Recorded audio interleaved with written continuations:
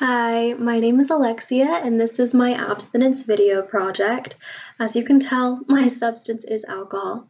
Um, from the beginning of this assignment, really when I read it in the syllabus, I expected to hate this assignment more than anything I've ever done in my college career. And coming on the other side of it, I'm actually really glad that it was assigned. I feel that this project was super insightful and it really gave me an outlook that I had never really been able to consider. And yeah, without further ado, here is my abstinence video project.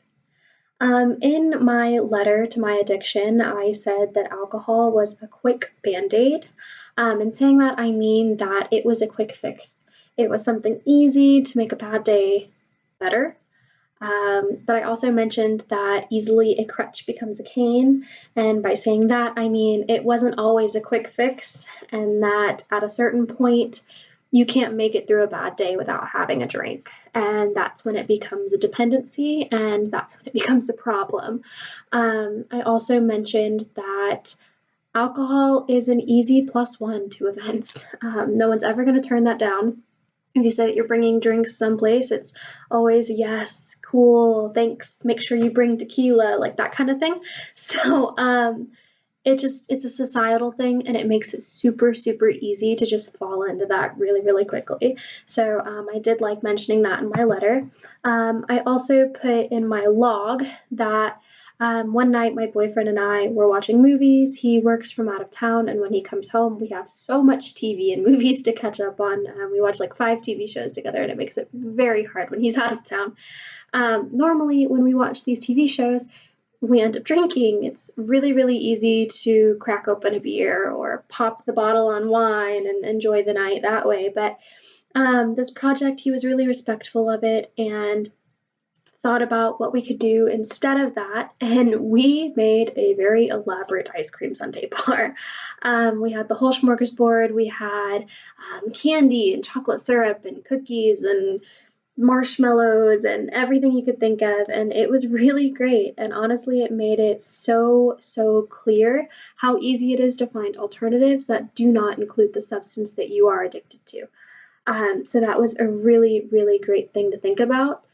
In the textbook, it talks about the behavioral effects of alcohol and how it's a depressant, which we all know, and how it evokes feelings of euphoria and it reduces anxiety. And I felt like this was a good point to bring up because I feel like the main reason that I end up drinking is to reduce anxieties.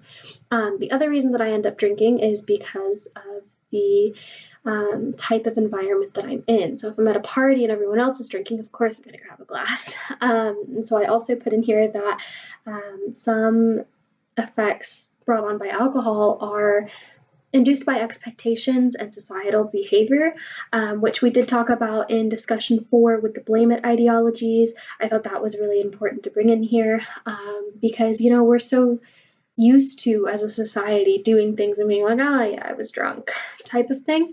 And that's terrible. We really need to get out of that rut. And I really wanted to mention that here. And in talking about societal influences, that really brought me to the consumption by college students. So in chapter 9, it does state that students are more prone to drinking than non students are because of societal pressures.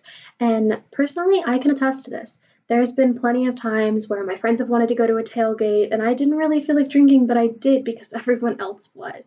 So it's really important for us as students to be able to realize the societal pressure and try and abstain from it, if not from alcohol as a whole, at least the pressures that come with it.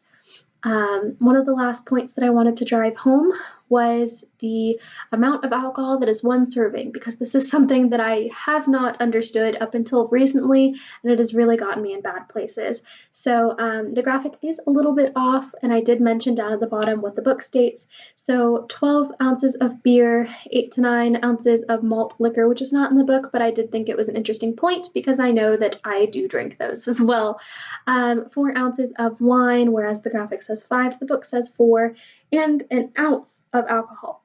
Excuse me, whereas this graphic says 1.5. And one other cool point that I really thought was interesting that I wanted to add is that the absorption of alcohol is faster when accompanied by carbonated beverages, which is mind boggling to me because most mixers are carbonated beverages. So that is a good point to drive home. The last thing that I want to include in here is for precaution. So I declare that this assignment is my own work and that I have correctly acknowledged the work of others. This assignment is in accordance with the university and school guidance on academic conduct and how to avoid plagiarism and other assignment irregularities. And with that, I hope you enjoyed my project. Thanks.